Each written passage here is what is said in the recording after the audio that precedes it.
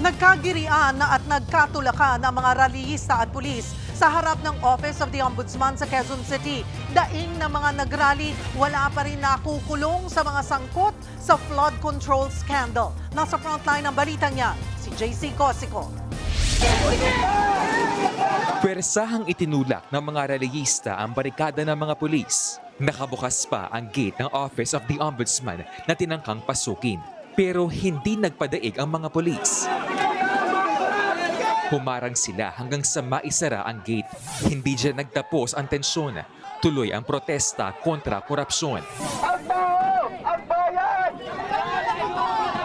Ngayon ay lumalaban!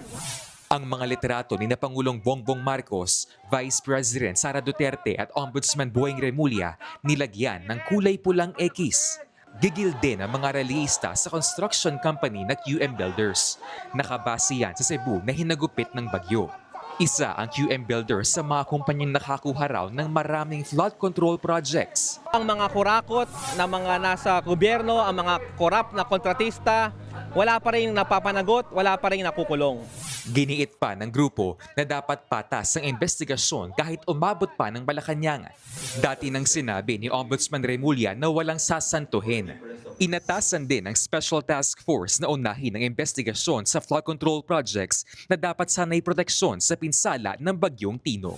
Nagbabalita mula sa Frontline, JC Cosico, News 5. Mga kapatid, Cheryl Cosing po.